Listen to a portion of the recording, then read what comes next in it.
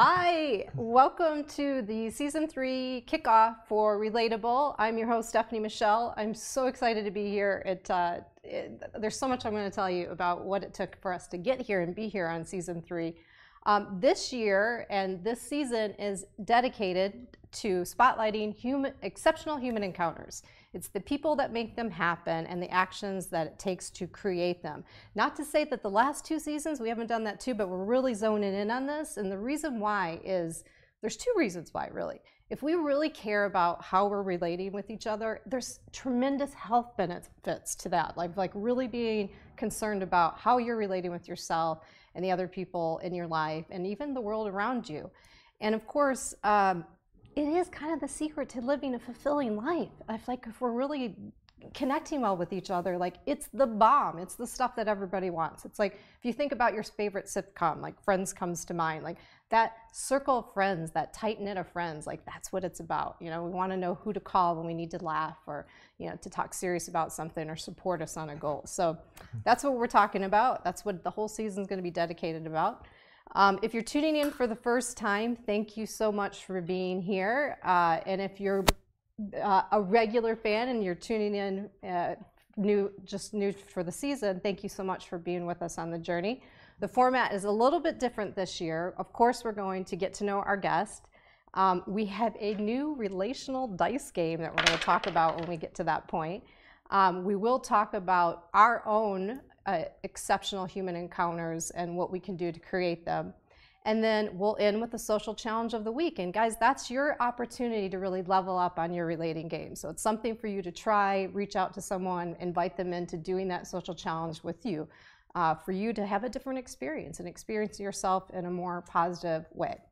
And if you're listening and you're like, wait a second, Stephanie, what happened to Heartswell? Like that was an awesome segment. Why aren't we doing that? Well, my theory is we will naturally talk about the Heartswells in our life. So Heartswell is an opportunity to give a shout out to someone that's helped you. I'm a big believer in interdependence. We will be talking about the people that have supported us to get to where we are. So that's just a natural thing that's going to come up. So we might have some Heartswells throughout, but it's still there. It's just not officially there. So stay with me. For everyone watching the live stream, I'd love to hear from you. Tell me what you think.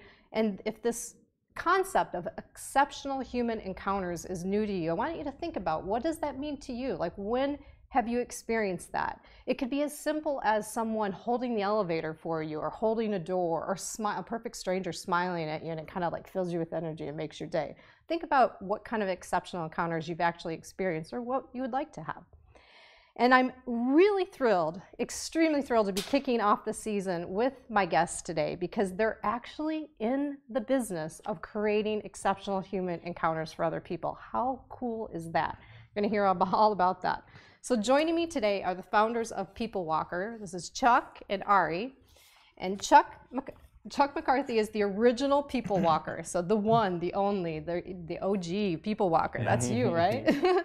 He and co-founder of People Walker. You may have seen him through various media outlets. If you've strolled through Instagram, you might have caught his contagious smile and had to stop.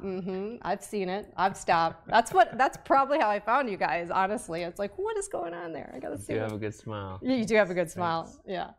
And Chuck, in the People Walker organization, he's really known for the creative thinking and problem-solving approach to innovation. That's you, huh? Yeah. Welcome. Solve problems creatively.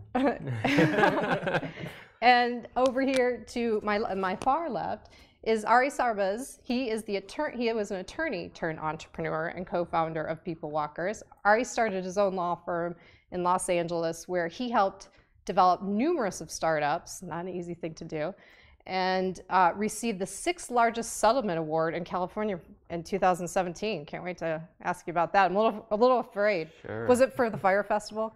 No, but man, that was a disaster. It was nutso. Yeah. Yeah, it was bananas. D in our studio and on our cameras, his word for it was bananas, and it's true. Truly, it was bananas. It was bananas.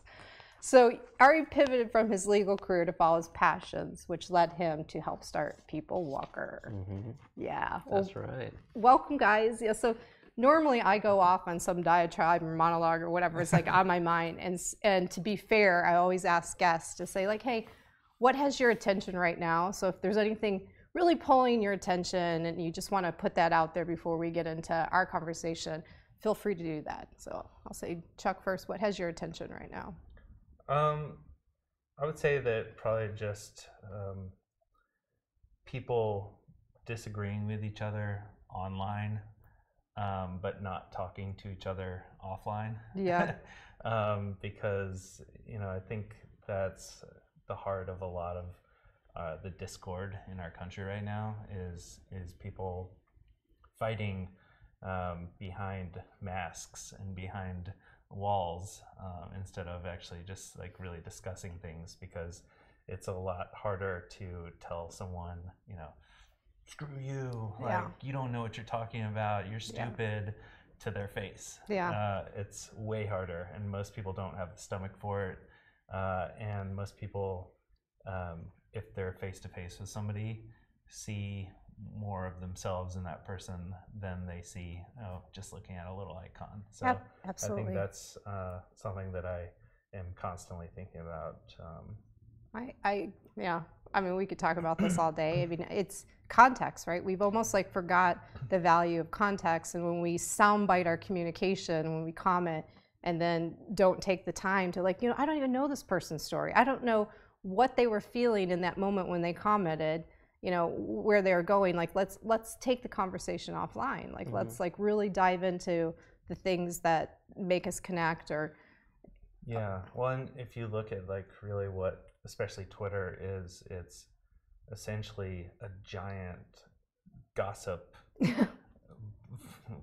sea of gossip. And for forever and ever, gossip was something that was looked down upon as something that caused trouble and in societies, and now all it is that's the thing driving news cycles, is gossip and people's comments taken out of context, or real things sometimes, but it's like for the most part it's just somebody saying something and then everybody dissecting it and pulling it apart and giving their own hot take. And it just is terrible that the people that have the most extreme and angry hot takes or opinions about things are the people who get amplified in that system. I know.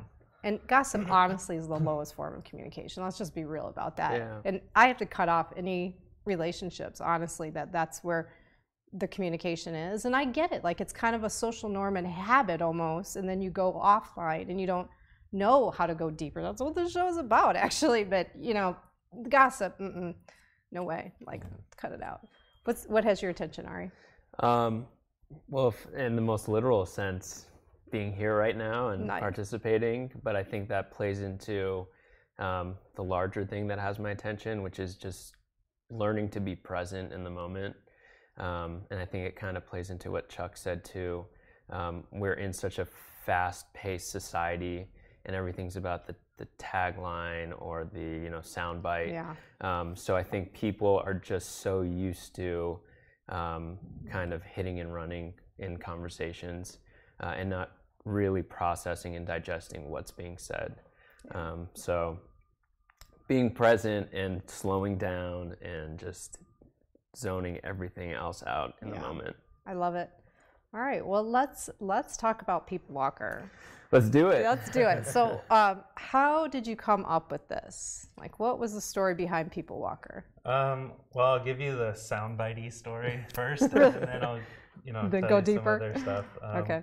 I mean, essentially, I was walking more with my girlfriend. We had kind of made I like to make little life rules to make life a little bit more like a game. So one of the rules we kind of set for ourselves was that we would walk if we were going to eat out. Instead of ordering food, we would walk to the restaurants. And so we were doing that more. And I was looking for, at that same time, I was kind of trying to figure out something that would make some extra money and also get me out of the house more and give me something to do that was a little bit more physical and stuff, because I was spending a lot of time online creating stuff and writing stuff and just, submitting stuff for acting or just the internet. And I thought about being a dog walker because, we see all these dog walker flyers, but I've never owned a dog in the city, so I didn't want to pick up dog poop. There's the soundbite that everyday occurrence. Everyday occurrence for me, twice a day. My dog's so regular. Yeah. But then I started. There's also a lot of personal trainer signs, and so I started kind of jokingly saying to her, like, "Oh, maybe I'll just walk people." And when you first say it, it sounds, a little silly, or we would kind of giggle. But then, as we're walking and talking about that, and what that would be and who would want that, I came up with at least 2 groups of people that I thought would really want it, which are people that just need the motivation to go walk.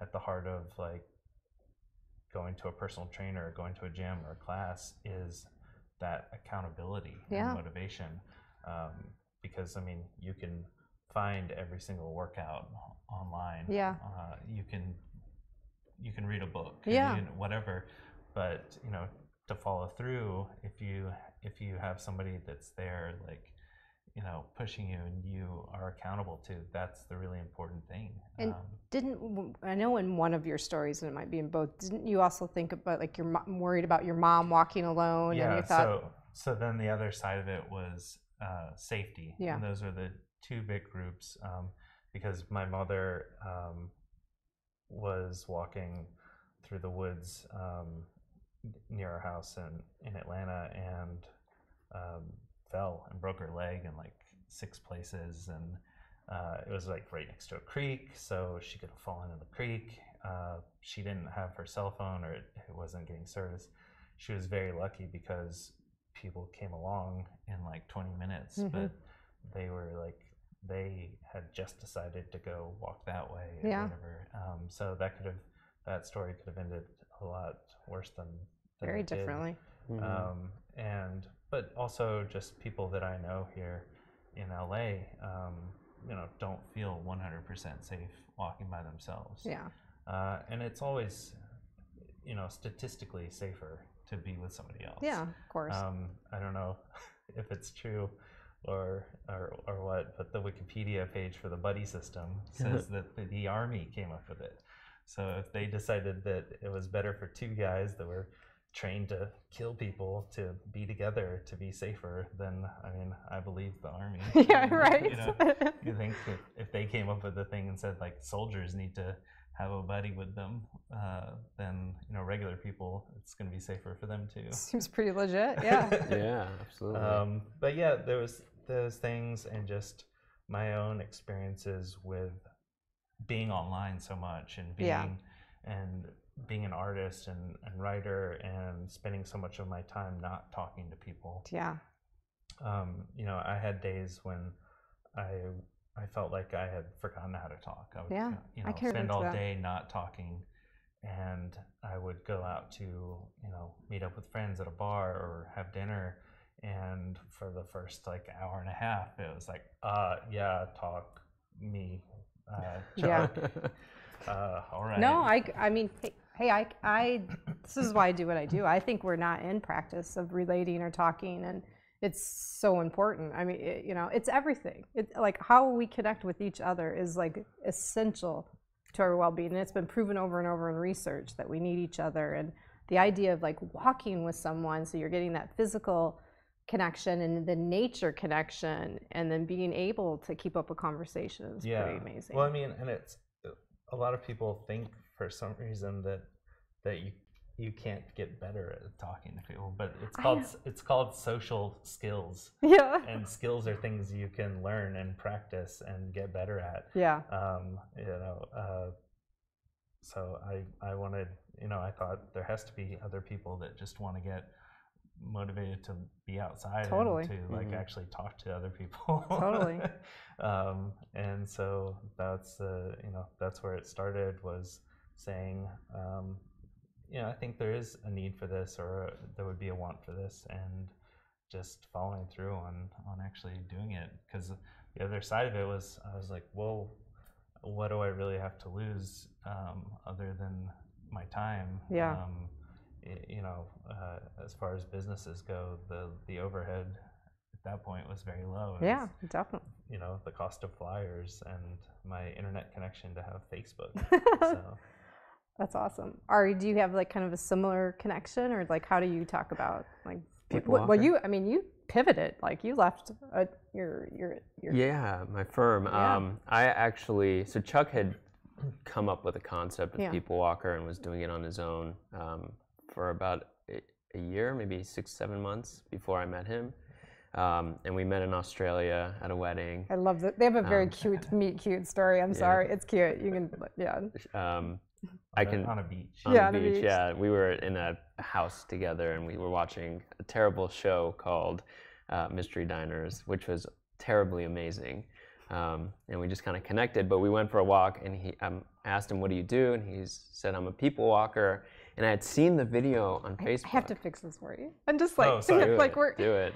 It's my OCD kicking in. Yeah, it is. I'm like, it's just it's like a girl with a bra strap. What do they? No, bra strap, or like showing the cold shoulder. Like letting the shirt fall down. I'm like, I gotta fix this. All right, sorry. Right. Yeah, I'm glad you did that, because I was looking at that. You were doing it too? Yeah. You're like, look at type A. Well, you're surrounded by type A people. No, I'm sure there's people online that have been like, they're chatting Look right at now. That. Look at that wire. But yeah, saw him on Facebook. At the time, I was looking for, I was really trying to focus on what are the things that make me happy. I thought exercise, being outdoors, helping other people, talking to other people. Yeah. And then when I talked to him, and he told me about People Walker, I thought literally this checks everything off my list. And from a business sense, I had never actually started a startup and done it, but I saw, the potential in it and how it could help people. So, I told him I'll help you out however I can. But it wasn't until I went on my first walk that I actually understood what the power of this company could be. And it kind of goes back to what you were saying, but when you walk with someone, you get all that physical benefit and you're practicing talking, but when it's a vulnerable place to be when you meet a stranger for the first time and you don't know anything about them, and you're about to walk for 30 minutes or an hour, and you're nervous because you want to make sure you contribute in a positive way and things go smoothly. And then once you actually start the conversation and you realize, hey, the other person is kind of in the same boat as me, and we're both working together to make this a meaningful experience. After the walk is done, there's this weird sense of accomplishment, and you're almost empowered to think, if I could do that, I can do anything else for the rest of the day. So it like spirals into this, positive momentum that like, I'm gonna now go to the store and do this and talk to, the pharmacist and whatever it is. Yeah. Just life seems to become a little easier. I want to hear what you have said. Yeah, go ahead. We're both like, I was just gonna say, it's like, I think a thing to equate it to, like, well, especially here in LA, a lot of people can relate to this, is stage fright or, performance anxiety. Even if it's just one person, you're still meeting somebody new, and you're still like, there's that like rush of adrenaline almost. It's excitement and it's nervousness. Well, what I'm hearing, like what came up for me when you were sharing that, is the actual problem that we're all tuned into. How you started this, why I do the show, is that there's almost like intimacy in in a friendship sort of way, and just a not sexual intimacy, but just intimacy in the real connection of how we connect with each other is like dying out. Yeah. And so to be able to have or we don't practice it, we don't know how it feels, but it is life affirming, it is energy giving when you can get through a moment of, I just spent 30 minutes with a stranger and they like still dig me, you know? Yeah. I don't think it's even like, yeah, I think it is that, but it's also that so many of us are so out of practice with just talking to strangers in just the simplest ways. Like, I keep talking about this and harping on it. It's like, and I've been thinking about it for a while, is that we are losing more and more just reasons to interact with other people. Yeah. You know, whether they're a stranger or an acquaintance or somebody in your neighborhood, like, we don't ever ask, you know, what time it is now, or if you do, people kind of look at you funny, like, or someone take a picture for you because we're like, or like, what are stuff. Directions? Like, if you ask for directions and you don't like automatically look like, you know, you're from a foreign country, people will be like, why don't you have a cell phone? Essentially, like, and you know, so like more and more of those interactions that people used to have, even at the supermarket, like there's self-checkout stands now. There's technology is being used in every sense to just streamline life for us and prevent us from interacting with each other. Yeah, and even, I mean, I don't like smoking. It's terrible for you. But like, you know, people asking to bum a cigarette, like that's even going away because of e-cigarettes and vaping. It's like, it's a lot weirder to ask somebody if you can like suck on their metal tube. hey bro, mind if I bum a suck on your metal tube?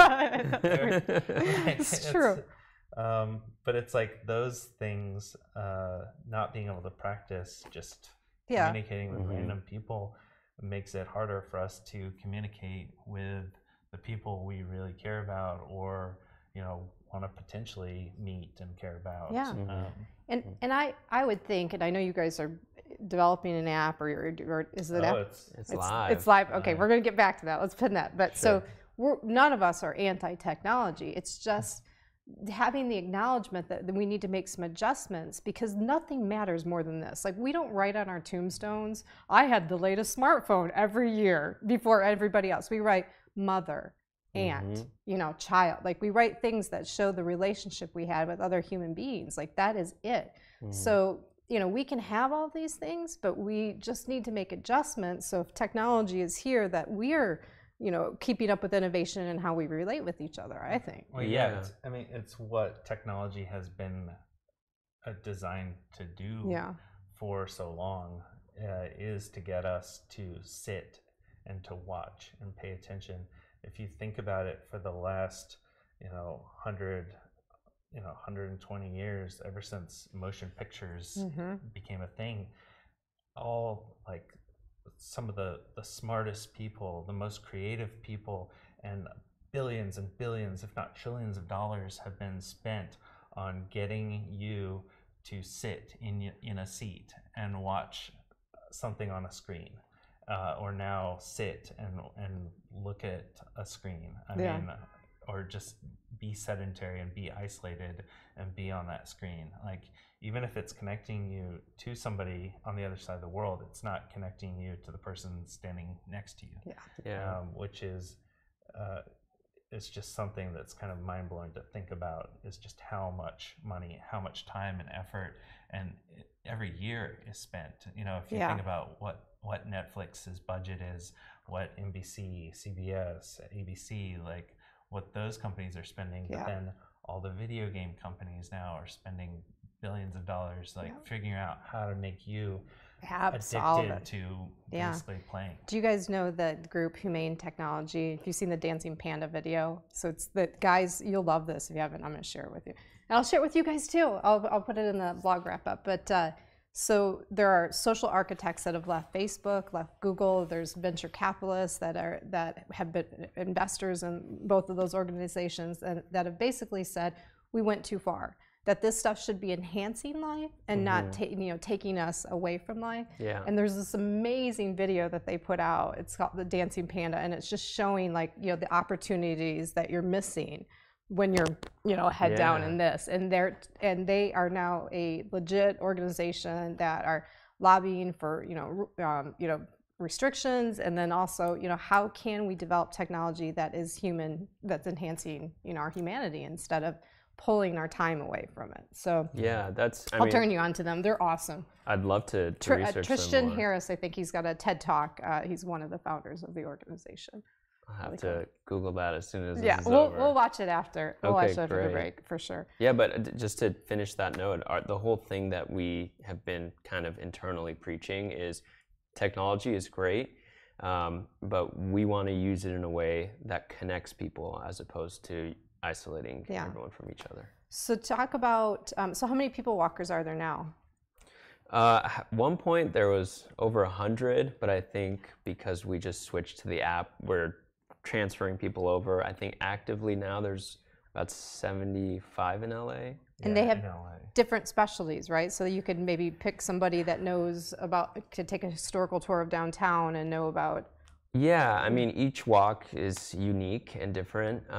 Each person offers something different. We have 4 filters that you can use, and it's pretty general right now, but one of them's fitness. So some people are more about hiking and being outdoors. Another one is mindfulness. So if someone we have people that have degrees in social work and psychology. So, awesome. Or life coaches I love that you can go on a walk with them. Or our yoga, instructors, or people that are just more focused on being mindful. Yeah. That's so checking my box, because like mental health is another big thing, right? Absolutely. To be able to connect with someone in an affordable, safe environment is. Well, yeah, and like a lot of people want to just talk and know that they're being listened to. Talk therapy. Yeah. Talk therapy is huge, and it doesn't have to be with a professional. It could be with a stranger or a friend. So we actually have one walker who is deaf. So his whole thing is walk in silence. Wow. Or sign language. Yeah, or try to learn sign. Another. Did you finish the keywords or the? No, not yet.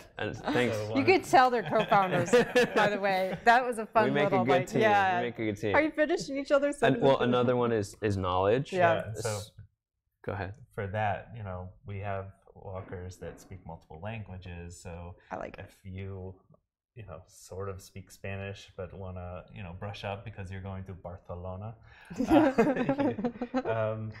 you could go for a walk with somebody who speaks Spanish, or who knows other things. Ari's had people want to walk with him to ask him about law in general, or, like most people, when they first feel like they need a lawyer, their first questions are really like, do I need a lawyer? Or do you know anyone? Or like what? It's more, do you know anyone? Or like, yeah. But I mean, like, there's so much value in just being able to talk to somebody who is a lawyer. Not specifically getting legal advice, but just getting advice on getting legal advice. It's such a broad and complicated thing. Yeah. Well, you give opinions, you don't give advice. Yeah. Unless you're actually lawyer speak. Lawyer now speak. You just learned something about the law. Well, the last one is exploration, and that's more if you're a transplant or a tourist and you're new to the area, you can just get a walker who's a local that can show you all these cool hidden things that only people that are really familiar with their neighborhood know. So the app is launched. Is it on Android and Apple? It's on the App Store. It's on the App Store. And Google Play. Nice. Okay, thank you. Yeah, the official term. And so what's the norm? So someone could meet somebody in 30 minutes. Like what's they put their preferences in and. Yeah, so it's kind of, I would say, in design similar to like Uber or Lyft or a rideshare app, where you just put in your location, the desired time for walking, and then you hit browse walkers, and it'll show you everyone in your radius. It's available. And it can be a walk in 5 minutes, 30 minutes, whenever you want. Kind of depends on the availability of the people around you. Yeah, and you can request if you want like a walk in a week, if you or a different location. Yeah. Okay, awesome. When did, and I want to hear both of your answers to this, when did you know that you had something really special, that this was really serving people in a really special way? I think it happened to me in various stages, multiple times. I think the first time was when I met Chuck. And it wasn't for any reason other than I just understood his nature as a person and the thought behind the concept. Because nowadays, I know there's a TED Talk by Simon Sinek about the golden circle. I love it, yeah. So for me, understanding the why is always the most important thing. And I love psychology, and I just thought, man, this is truly a business that focuses on the human condition and enhancing it. Yeah. So that was time number one. Time number two was after the walk that I'd done.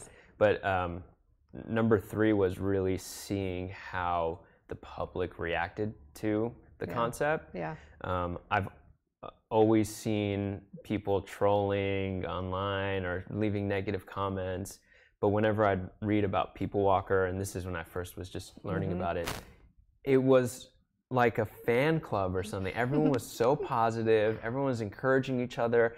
I actually saw people say, "Oh, I wish there was People Walker in my city. Of course, I, handicap or I need physical therapy." And other people would say, "I'll walk with you for free. Like, hit me up." So that was when I saw the spirit of what it really was about. Yeah. That was when I thought, "Oh my God, this is incredible." Yeah. Starting a revolution. Yeah, I think for me it was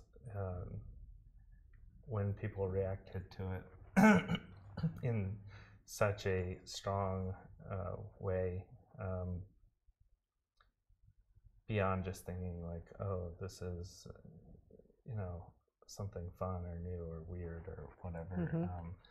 Whatever the initial news stories were, it was how people were reacting online to it, because I've been on the internet for a while, and so I know like how comments usually go, and it was really interesting because in the comments,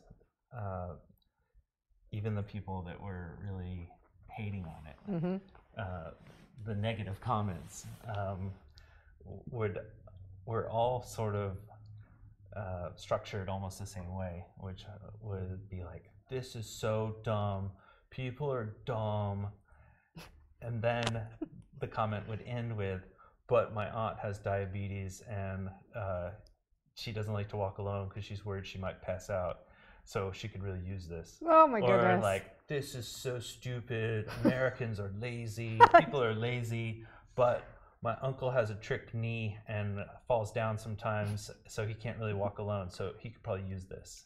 That's the weirdest part was people would be like, so "Oh, I bizarre. wouldn't use this, but I know 15 people that this would be great for." Yeah. It's almost like, what I'm imagining, because we're back to kind of where we started, is we're so quick to like put comment, I just got a comment because I got this habit, that like literally in writing this, their minds were changing and they're doing the but, and like, because they had to recognize it's actually a really good thing. Yeah, in that period of time that it took them to write, "This is so stupid," them actually thinking about it made them realize like, oh yeah, somebody could use this, like maybe not me, but if they're spending all their time commenting on YouTube videos or on Twitter, and sitting inside, they might be somebody that could use it. So crazy. That's so crazy. So you heard me talk earlier that big fan of like promoting interdependence and like really putting that word and that energy out into the world. So I want to hear from both of you about, being an entrepreneur is no joke. It's hard work, and you are isolated sometimes and trying to figure out what you need to do, and some people, like your parents, are like, "Why aren't you a doctor? Like, why aren't you doing something that you have health insurance?" All that stuff. Yeah, you could be a lawyer. We're like, come on. Don't do it.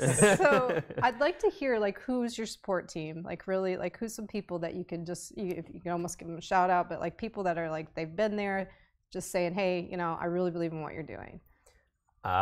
I mean, I would really say our entire team. We actually, full disclosure, had a really intimate meeting yesterday where we confronted a lot of the things that are obstacles for us. And being an entrepreneur is scary, and it can be lonely, and you try so hard to succeed, and there's a lot of times you get hit down.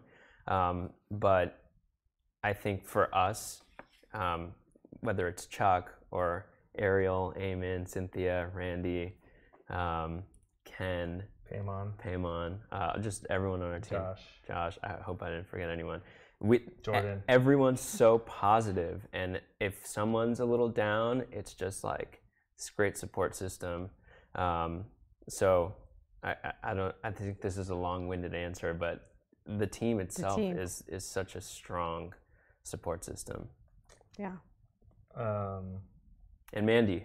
Yeah, well, that's what I was going to say. For me, it's my girlfriend Mandy, who's now come on as our head of partnerships. But then beyond that, Ari has been an amazing person to come into my life. If Well, I wish you guys could feel how it feels in this room right now. I feel this love. It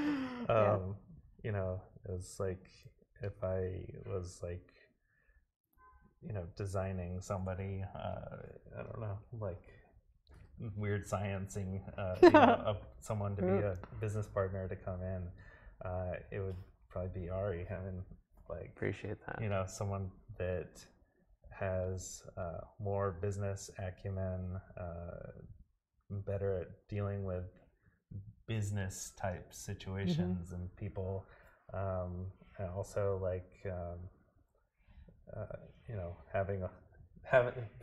having a lawyer background really changes the game, especially when dealing with other lawyers. Fun. But yeah, and then the rest of our team, and I think just everybody on, as much as I talk about getting offline, everybody online that, did comment and sent me, messages, because there were people sending messages, not just making comments, but sending messages through Facebook, and, genuinely needing this, for, either for themselves or as something that they wanted to do. Just because another thing that's kept me going is the idea of making something for people that are, need to feel some sort of sense of accomplishment, or are being undervalued. There's a lot of people that have a lot of experience and knowledge and education that are underemployed and don't find themselves in a fulfilling workspace. And as robots and computers and just simple machines are replacing more and more of what our jobs are, we need to have more jobs that are basically based on somebody being a human being. And basically trying to, in the future, create some sort of segment of a workforce that is essentially based on that.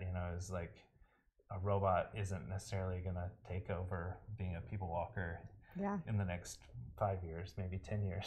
But I feel that a big part, when I'm not on the show, a big part of my consulting practice is really starting to prepare companies, industries for the changes in workforce, and whose responsibility is it if you as an industry or company decide to replace 70% of your workforce with automation. And it's happening already. Like, what are we going to do about that? Well, I mean, and people think of that as happening as only happening now, or as being something where a robot is going to take over. But like in the last 100 years, we've seen entire careers get wiped out. I mean, if you think about how many people were in like secretarial pools typing stuff at huge companies before just the Xerox copier came along and the computer came along and wiped out hundreds, thousands of jobs. They were like pretty, fairly good paying jobs. They were not manual labor. It was sitting and typing all day. And those are all wiped out. Just a jackhammer or tractor. Sorry, tractor. I don't know. I just think about like these really simple things that people don't think about. How many jobs that one invention that wasn't a supercomputer robot just got rid of, and now we have even more popular powerful tools that are absolutely. The one other group I'd like to shout out to, honestly, are our walkers and our clients, customers, because truly through them also they really embody the like spirit and the philosophy of what we're trying to do, and seeing them encourage us and actually go out there and help spread the love really is very encouraging. Definitely. Well, if you're just tuning in, I'm sitting with the People Walker. I mean, it's singular when you go to look them up, but there's two of them here, so I have to put that S on. But I want it to be clear when you go look for them, it's thepeoplewalker.com, the People Walker at Instagram and all of the profiles, right? Correct. Okay. And we're gonna switch into a more personal part of our segment. No. You're not done. Almost made me cry already. No. Get more personal. You're not done. We're not done. Okay, so we are introducing this year. This is a prototype. These are my relational dice. And essentially what this is to either see how much more we can get to know each other now in the presence of each other. It's sense-based, so it's like we're gonna have like little different like experiences that we can do. We can dare each other, or we can just talk about something. You're like, uh-oh. Yeah, it's gonna get a little weird. So you want to play truth or dare? Pretty much, pretty much. I'm a big believer in shared vulnerability creates an experience. Like even when you were talking about like it's a little weird to to start walking with a stranger. It is, but it's both parties are feeling a shared vulnerability in a certain way, and then they bind. That's something we talk about constantly, or is what the walk is a shared experience. Absolutely. And those are, if anybody has seen the movie Speed starring Keanu Reeves and Sandra Bullock, that intense experiences bring people together. Exactly. So I will be not so intense experiences. I will not go so crazy since it's the introduction of this, but that's just we're going to use it to really inspire a couple more points of conversation about how like our relating experiences, how we're relating now. So just like in real life, it's really hard to put a rigid rules on this. So I'm going to roll the dice. I'm going to tell you whatever comes up, and I'm inspired by it, and we'll talk about it. And then we'll each try to roll. I think we have enough time to get it in. We're running a little bit tight on time. Okay. So yeah, I'm just gonna go for it. So, and I'll explain. So there's one dice that has all senses on it, including body language. All right. And then the other one is there's swap, wild, dare. If you do this, what does it mean? Act this out. Okay. All right. So let's just see what comes up here. And let me knock over the timer. Okay. So I rolled C. So an experience and then something that we could do in 60 seconds. So normally we'd set a timer. So I'm just gonna I gotta feel my way out, like of what we have a timer on screen. We have a timer here. So well, let's see, what is the weirdest, or what is something that you would not want to do, you would not want to experience for a duration of 60 seconds? We're not gonna set a timer, just to kind of talk it through. Like if someone said to you, you have to have this experience and you have to have it for 60 seconds, what would you not want to do? Oh man, I think for me, it's just like standing up on stage in front of, honestly, I think it's scarier for me to be in front of a bunch of people I know than strangers, and talking about something probably personal. That would make me sweat for sure. Yeah. What do you think, Jack? For me, I wasn't sure how I was going to answer, but that answered it for me is actually watching somebody on stage who isn't comfortable and who is messing up. I went to a piano recital in high school at my friend's school, and I remember this one girl was playing the piano, and she was doing okay at first, and then she just started missing notes, and then she was sitting and just like silent crying, and trying to play and kept missing notes. I feel that.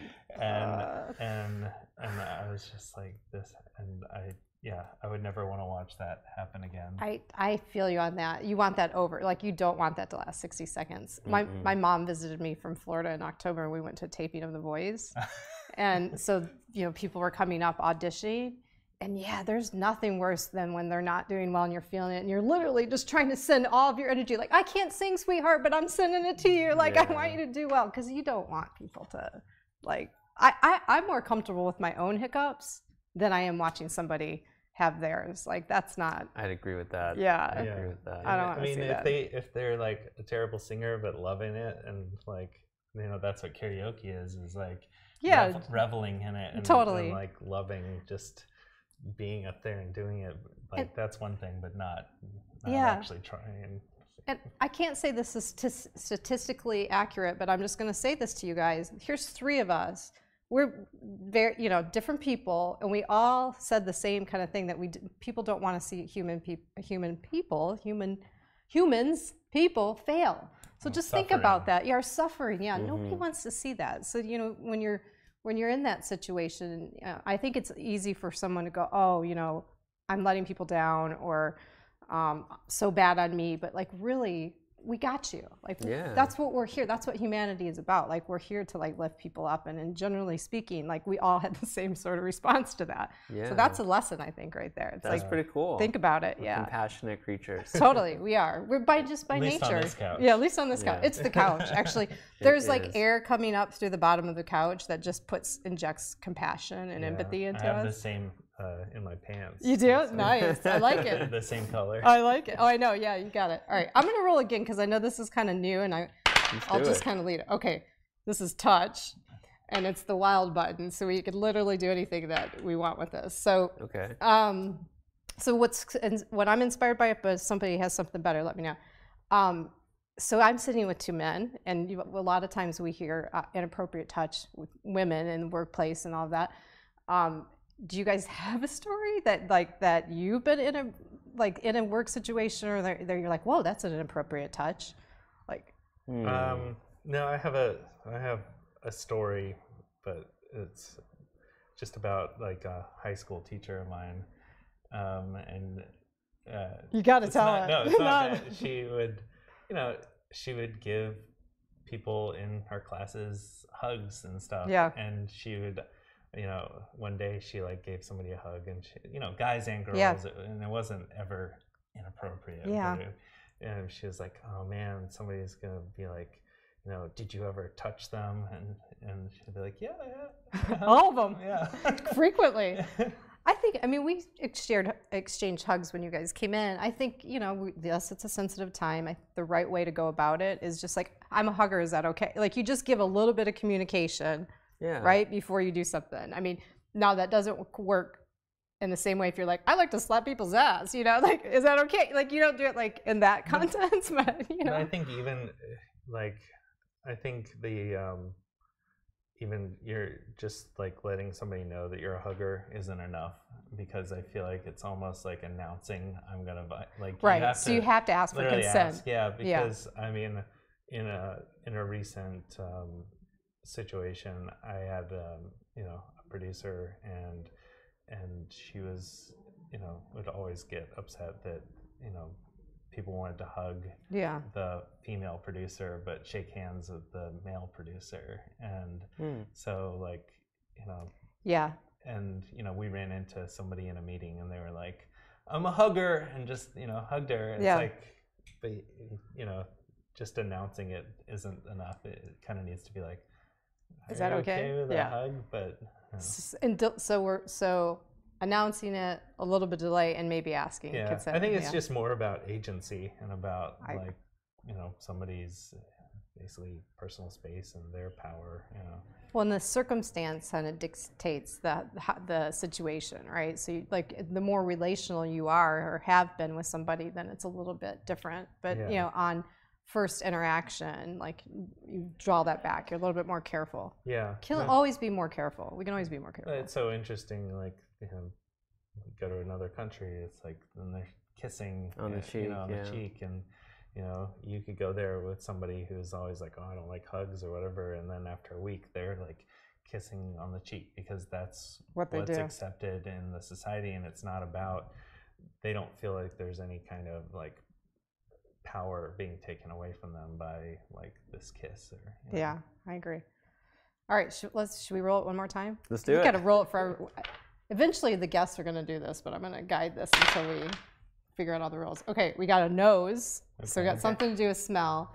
All right, and it's act out. Is this okay or not? So let's just think, like, smells. I'm like overly sensitive to scent. Like, as am I. Are you? Oh, like awesome. Super sensitive. Okay, so can you think of a time, like immediately, like the worst smell that you've smelled, or like something that you smelled recently? Like, what's your face name when you like 20 times, but I think one that really hit me hard was I was on the subway in Paris, and it was really jam-packed, and I remember I stood next to someone who had lifted their arm and just got this stench that hit me like I couldn't even tell you. Could you not even hide your face? I went dizzy. I was trying to get to the other side of the little compartment, but that was one time that it was pretty bad. It's hard to keep, like, are you guys good at like keeping your face neutral in a situation that like just kind of takes you off guard?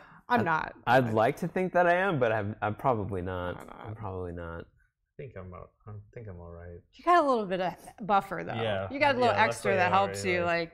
Yeah. Well, you're an actor. You can keep a straight face. Yeah. I was the kid in class that if the teacher said don't smile, I'd get kicked out for laughing too hard. So how would you act if you smell, like what would be your face if you smelled something bad? Like to show that I was smelling something bad? Yeah, if the director went,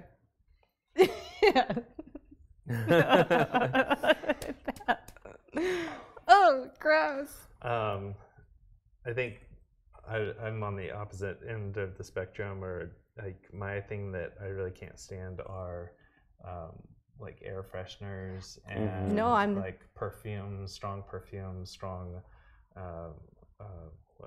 what's the brand perfume? Well, it's anything artificial, right? Like it's we're a team here, because anything that if I hit those like plug-in things, they do them in my building that's I can't. We have gives me a headache. Yeah.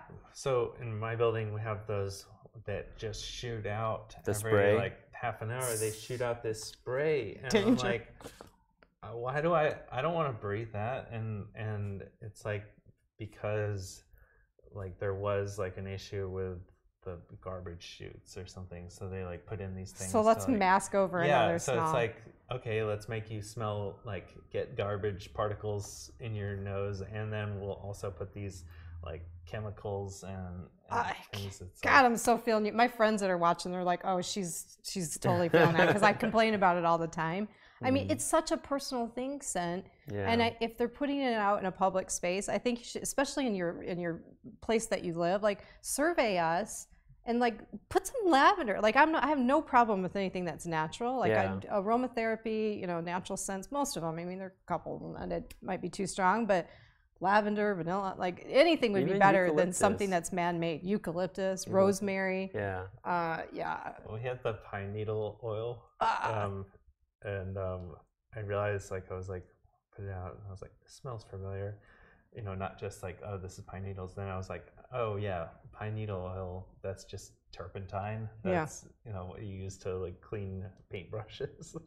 I mean, it is a nice smell in like a small quantity. Right. But like, yeah, I don't understand the public places and especially the ones that just shoot out. They're shooting like. The worst is when you get hit by it. Yeah. Yes. No, You're walking by and it's like, and then it's stuck on you. And like, really, can't we take a cue from nature? Because like when a skunk does that, we all know that's wrong. Yeah. So like, why would anybody design a product that's like shooting out like a smell that you didn't ask for? Yeah. You did not ask for. Yeah, but it's Windex vanilla. Another weird thing that I've experienced is sometimes when you get in the car and you put the seatbelt on, if the prior person doused themselves in something, the seatbelt still smells. Well, for that's like the other a thing week. Is Uber or Lyft Drivers, yeah. When they have like an air freshener, it's like maybe your car didn't smell that great before, but like this is killing me. Yeah. It's the fusion of the two. Okay, is everybody learning from that? Scents, and we remember them. Like we went right there on a scents conversation because they like stick in our minds. It's like, really powerful. Yeah, it's really sense of powerful. Smell, yeah. It's really powerful. Well, thank you for like helping me introduce this. Who is knows what's fun. gonna happen? Yeah, Yeah, we could we do should this keep all day. doing it. Yeah, we could do this all day. But I we think are a wheel might be better. a wheel. Yeah, that's my Oh that's my yeah, suggestion. and you know what I realized this is just a prototype. We can improve. I left off intuition, and I think intuition's a really important thing. So yeah, we'll see what happens. If I do a wheel, I'm gonna let you know, and I'm gonna have to be. This is Chuck's wheel. This is Chuck's wheel of the day. Yeah, we'll have to name it after you. But that's cool. Well, thanks for playing that. We have one more thing to do together before we close today. So the theme of the show is exceptional encounters, and like we started today, I really believe you guys are in the business of creating them for people, and I love that. I'm so thrilled that you're here and keep doing what you're doing. However I can support, I'm here. I love it. When I say this term, exceptional human encounter, like, is there an experience that stands out in your mind that, like, God, that was such a cool experience?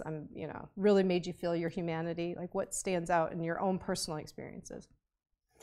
I have one that always is a constant reminder to me. Yeah. And it may not seem exceptional, but to me it was extraordinary at the time. I was in, I think I was in my early 20s. I went to Guatemala on one of those community service trips where you help build, I think we were building a school or a kitchen. And the living conditions while we were there were unlike anything I've ever experienced. We were sleeping on, dirt floors. It was really warm. We didn't have running water, all that stuff. And so I found myself in a state of victimizing myself and being very moody and like, oh, everything here is so tough. And then I saw this little girl who was one of the villagers running, and she was kicking a can. She fell and she scraped her knee and she started bleeding. And I was sitting there almost empathizing with her, being like, man, I feel your pain and you're about to cry and I feel you and I'm ready for this. And her brother, who is maybe a year older than her, ran up, picked her up, dusted her off, kissed her on the cheek, and they both started laughing and ran away. And I thought to myself, wow, in a place where, someone coming from a first world country would think that's such a miserable moment. These people are so happy and unfazed.